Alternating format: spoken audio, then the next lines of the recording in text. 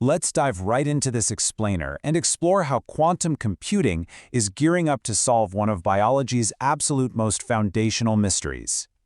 We're standing right at the intersection of quantum mechanics and biology today, looking at a problem that has literally puzzled scientists for over half a century, and that is how proteins fold. Here's our quick roadmap for today. We'll be looking at the protein folding problem, when proteins misfold, the computational wall, enter quantum computing, real-world progress, and finally, the future of medicine. Let's get right into it. Section 1. The Protein Folding Problem, Biology's 3D Puzzle. We really need to start by zooming in on the biological foundation of this whole challenge. To understand why we even need something as advanced as quantum computers, we first have to understand the machinery of our own cells. Proteins are the ultimate cellular machinery of life. They act as enzymes, transporters, and receptors. But they don't start out that way. They actually begin as a simple linear chain made up of up to 20 different amino acids. For a protein to actually do its job, it has to physically fold itself into a highly specific three-dimensional shape. Think of it like incredibly complex, microscopic origami. This simple chain quickly spirals into secondary structures, things like alpha helices and pleated sheets. Then it collapses into really complex tertiary forms. A massive driver of this whole process is something called the hydrophobic collapse. Essentially, water-repelling amino acids fold inward to hide from the cellular fluid, kind of like oil trying to escape water, right? While the water-loving amino acids stay on the outside. It's just a delicate, brilliantly choreographed chemical dance. Section 2. When proteins misfold, the root of disease. So what happens when this delicate biological machinery breaks down? Well, the results are often devastating. When proteins misfold, whether that's from mutations or other disease conditions, they just can't do their jobs. But it gets worse. They can aggregate together. Instead of performing vital cellular tasks, these misfolded proteins form toxic clumps. This is exactly what creates the amyloid plaques we see in Alzheimer's, Parkinson's, or Huntington's disease.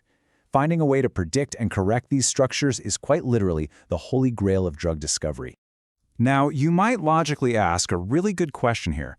If we know this sequence of amino acids, why can't we just simulate the folding process on a computer and figure out how to fix it?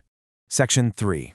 The computational wall, hitting the limits. Exactly why do classical supercomputers crash when they try to model these molecules? It all comes down to scale and fundamental physics. The sheer volume of possible protein configurations is impossibly vast. This is a concept known as Levinthal's paradox. To put this into perspective, if a protein just randomly tried different shapes, it would take longer than the age of the universe to fold. Yet, inside your body, it happens in milliseconds. It's wild. Classical computers trying to track every single atomic interaction hit a massive exponential memory wall. Tracking a protein of n amino acids classically requires 2 to the power of n space. It just fundamentally does not scale. This is where artificial intelligence stepped in and changed the game.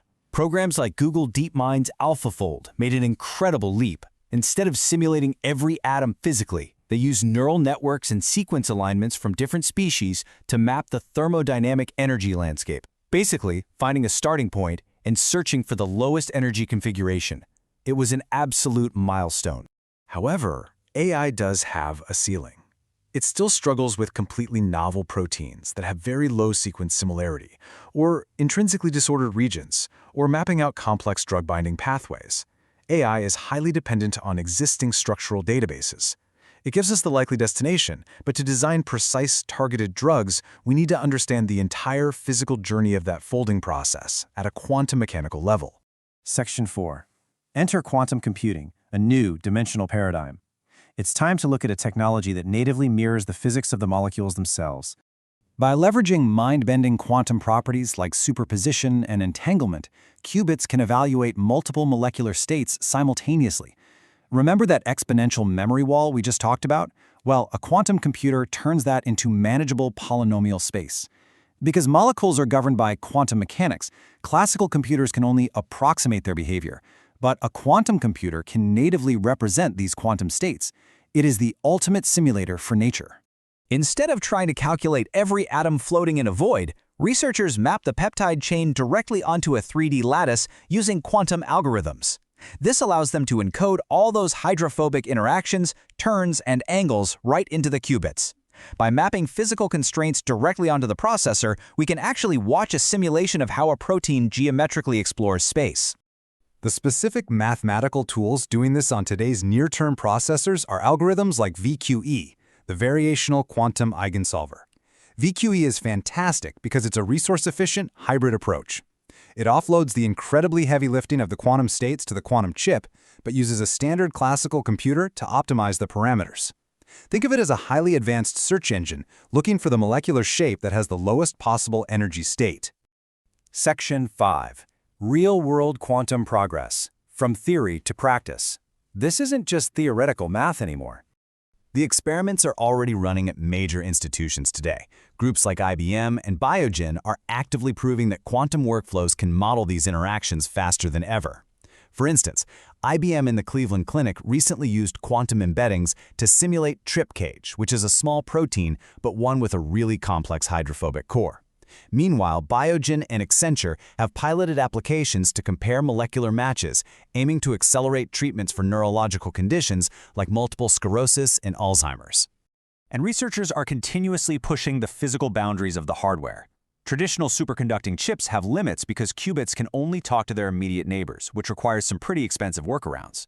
But researchers are now utilizing 127-qubit systems and exploring entirely new neutral atom platforms that allow for all-to-all connectivity. This drastically reduces the computational overhead, making simulations of much larger proteins feasible in the near term. Section 6. The future of medicine. Realistic expectations.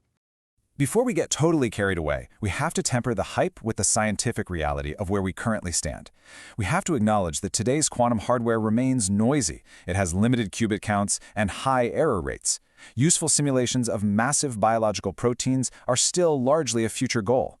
But as these hybrid quantum AI workflows mature, scientists envision a future where AI generates a library of potential drug molecules and quantum computers accurately simulate exactly how they will bind and behave in your body, all before a single physical trial is ever run.